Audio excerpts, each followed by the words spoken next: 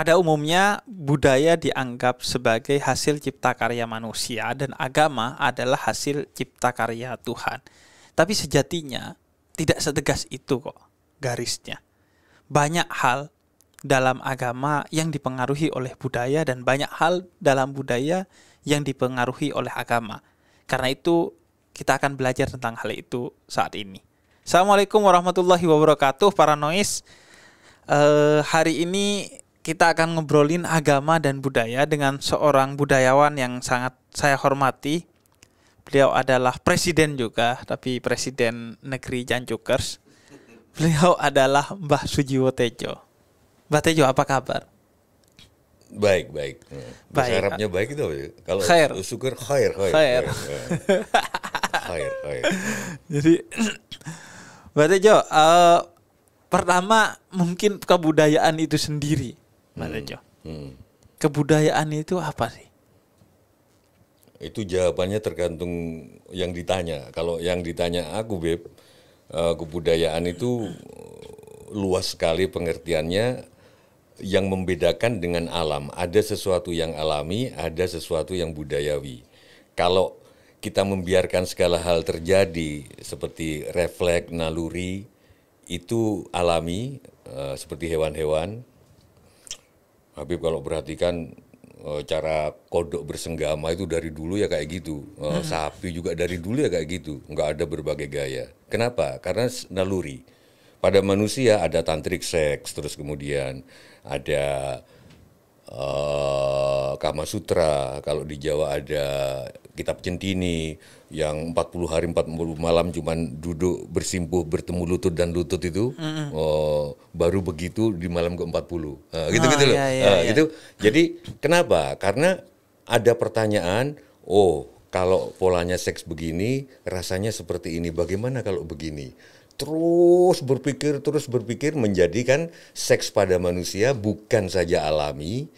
Keinginan kan tiba-tiba alami, keinginan untuk seks kan nggak bisa direncanakan, tapi bagaimana melakukan itu budaya. Manusia makhluk alami sekaligus budaya, hewan sampai sekarang makhluk alami, itu kebudayaan. Sehingga apapun, Beb, yang sudah tidak naluri, tidak refleks. Habib kalau di klakson mobil lagi jalan ke studio Paranoid ini, tanpa berpikir kan, di klakson pasti melompat ke kiri. Iya. Itu alami, itu bukan kebudayaan. Okay. Kalau pakai kebudayaan, mikir dulu ini klaksonnya dari sana, dipikir sama Habib, terus di space, berarti dari kanan berarti aku melompat ke udah ketabrak duluan. Saya kira gitu. Jadi matematika militer yang dari dulu orang gerombolan, terus tiba-tiba dibentuk menjadi pasukan dibagi-bagi jadi pelton, itu kebudayaan. Baju, soto, kebudayaan. Pokoknya di luar. Kalau Habib mencebur-ceburin ada cuko yang apa cuko itu apa? Ikan. Ini bahasa ikan. Ini sama Madura. Dicemplungin itu bukan kebudayaan, itu alami. Tapi begitu, ini aku mau bikin soto, itu sudah kebudayaan. Kencur, pakai kencur gak ya? Ini itu ada jahe, kalau ada jahe racikannya, pecel yang pakai kencur, itu sudah kebudayaan. Itu aja jawaban. Jadi bisa jadi agama juga kebudayaan. Jadi kan bisa jadi agama bagian dari budaya. Nah, agama bagian dari budaya, apa budaya bagian dari agama.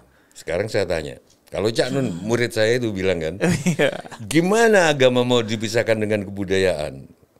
Wong agama itu kalau kita sholat pakai baju adalah produk kebudayaan, gitu loh. Iya. Baju produk kebudayaan. Produk agamanya menutup aurat. Produk agamanya menutup aurat pakai baju, entah sutra, entah mori, entah apa, itu kebudayaan. Nah, saya karena gurunya, saya lebih maju lagi dari Cak Nun. Padahal itu aja udah dalam kan? Ini lebih dalam lagi karena aku gurunya, gitu loh. Bukan saja agama dan kebudayaan nggak bisa dipisah, karena begitu ada perintah sholat, maka sholat pakai baju adalah kebudayaan. Aku maju lagi, Al-Quran aja pakai kata-kata manusia. Kata-kata itu simbol terbesar, tertinggi dari kebudayaan adalah kata. dan huruf. Karena itu kalau mau menghancurkan bangsa, kalau Habib menghancurkan kantor-kantornya, menghancurkan sungai-sungainya, bisa dibangun lagi, Beb. Tapi kalau Habib menghancurkan bahasa dan hurufnya, bangsa itu udah hancur. Karena itu Cina mempertahankan huruf dan bahasanya, Korea mempertahankan, Arab mempertahankan, Jepang mempertahankan. Begitu. Nah, Al-Quran itu, iya itu strukturnya Tuhan. Katakan. Tuhan kan dalam tanda petik cuma bikin struktur kan. Iya. Tapi bahasa itu sudah hidup sebagai kebudayaan. Iya. Seperti halnya Rendra, misalkan ada penyair besar dulunya namanya Rendra. Ada kata menyeberang, ada kata sepi. Orang-orang di sininya kalau menyeberang jalan, ya kan? Menyeberang itu laut. Ini Rendra membuat set sambil menyeberangi sepi. Kupanggili namamu, kekasihku. Gitu loh, ya kan? Kan dalam tanda kutip Tuhan cuman begitu kan? Iya. Cuman begitu, cuman ini lebih canggih lagi sehingga keindahannya Sutarji Kalsumbari. Ada kata arwah, ada kata kamu, ada kata aku yang umum dipakai sehari-hari. Tapi karena dia penyair, aku bawakan arwahku padamu kekasih. Tapi kau bilang hanya. Gitu. Nah, Tuhan kan kira-kira lebih Sutarji lagi gitu loh. Tapi tetap pakai kata-kata. Pakai bahasa. Dan berarti poin utamanya itu pada maknanya. Bukan pada kata-katanya. Bagaimana Sutarji, Rendra memasukkan makna. Aku mau Tapi sehebat-hebatnya Rendra, sehebat-hebatnya Tarji, aku nggak ngerti bahasa Arab, Beb. Tapi kan pengulangannya Al-Quran itu bunyinya, aku nggak ngerti artinya. Ada yang huma-huma diulang itu apa ya? Bentar dulu. Wa qada rabbuka alla ta'budu illa iyyahu wal walidayni ihsana imma yablughanna indakal kibaru ahaduhuma aw kilahuma fala taqul lahuma uffi wa la tanharhuma wa qul lahuma qawlan karima huma gitu kan. Atau di Ar-Rahman tuh ya. Fabi ayyi ala'i rabbikuma tukadziban. Diulang-ulang dalam satu surat. Ar-Rahman. Atau huruf muqatta'ah. Yang gimana itu? Kayak alif lam mim, yasin, nun. Itu kan nggak ada yang bisa menafsirkan. Memang tidak boleh ditafsirkan. Walaupun ada yang berupaya, tapi tidak boleh menganggap itu sebenarnya arti dari ayat muqatta'ah seperti yang tertulis. Nah, jadi sebenarnya betapapun mushaf soal Ar-Rahman itu sebetulnya bukan Fabi Ayyinya aja, Beb. Saya lagi ingat-ingat. Koreksi kalau salah, aku nggak ngerti bahasa Arab. Pengulangannya, coba.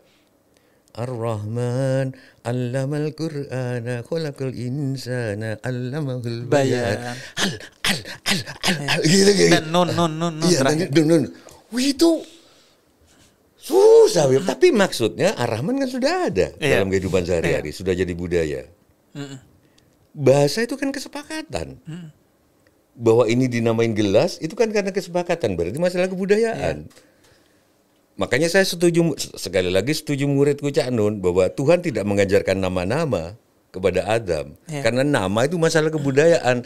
Kesepakatan Adam dengan Hawa, oh itu namanya ular, itu kesepakatan aja.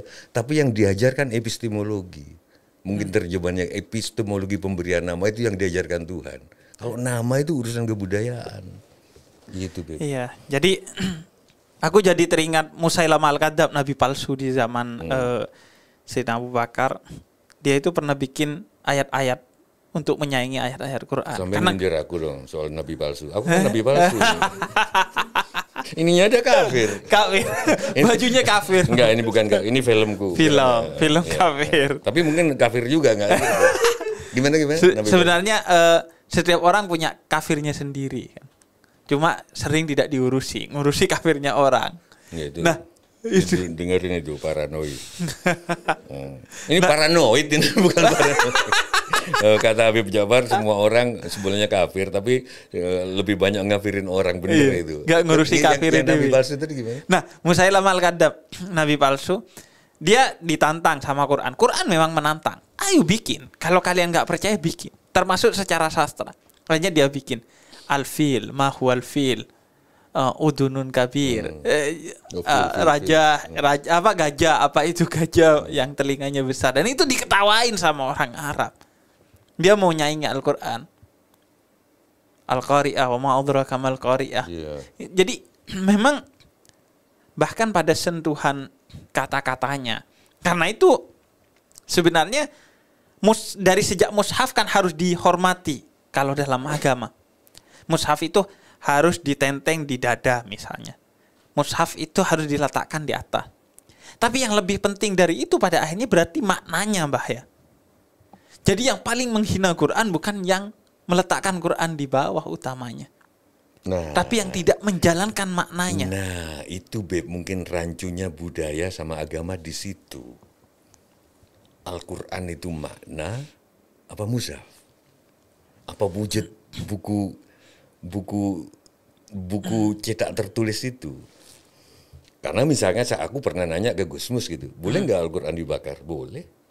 Boleh. Mushafnya mungkin karena udah penuh, ya kan? Bisa aja kan? Atau karena rusak? Atau karena rusak, itu loh penjelasannya.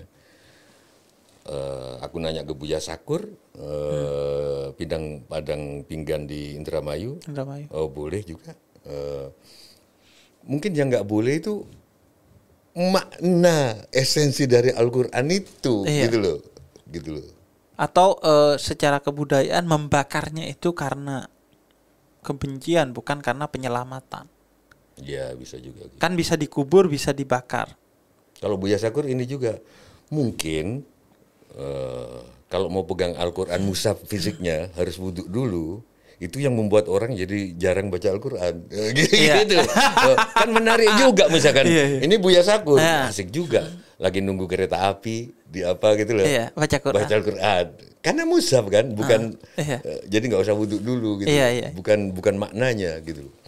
Iya emang itu perspektif sufi gitu, bahkan la yamassuhu illal mutahharun, tidak bisa menyentuhnya kecuali orang yang suci. Secara hukum memang diartikan kalau mau pegang Quran harus bersuci terlebih dahulu. Tapi kata para sufi bukan itu utamanya. Maksudnya kamu tidak akan bisa sampai ke makna-makna Al-Quran, apalagi makna-makna terdalamnya, tanpa kamu harus suci pikiran dan hatimu. Karena dia dari yang maha suci, diwahyukan dengan kesucian kepada manusia suci, tidak akan bisa membacanya kecuali orang yang suci juga hati dan pikirannya. Nah ini kan dari tadi suci kita dari kepentingan-kepentingan. Dari tadi kita kan bersama terus. Nah ini berbedanya. Aku tantang Buya Sakur, gitu loh. Oke, kalau nggak perlu wudhu dulu, tapi bagaimana kalau wudhu? Jarang baca, karena harus wudhu dulu, tapi begitu baca langsung nyantol karena udah wudhu, gitu. Jangankan Al-Quran Gus, gitu Buya. Buku biasa aja, Bung Hatta itu setiap kali mau baca buku, ini menurut kiai saya dan saya percaya, itu mandi dulu, pakai sepatu, dan mendoakan pengarangnya. Baru baca buku. Akibatnya apa Bung Hatta? Itu kan karena mungkin faktor nasib aja gitu loh. Dia jadi wakil presiden. Mungkin karena nggak pintar ngomong di depan khalayak. Menurut aku jauh lebih pintar. Dari ketuanya itu. Gitu. Ini. Budaya begitu. Nah, kalau Buya, oh iya, tapi enggak. Ini kan tadi hukumnya yang soal bersuci itu yang seperti itu untuk esensi Al-Quran yang harus kita bersuci. Budaya itu begitu. Tahu kapan nama harus diucapkan, kapan nama tidak harus diucapkan. Dengerin cerita lengkapnya cuma di aplikasi Noise. Download Noise sekarang di App Store atau Play Store.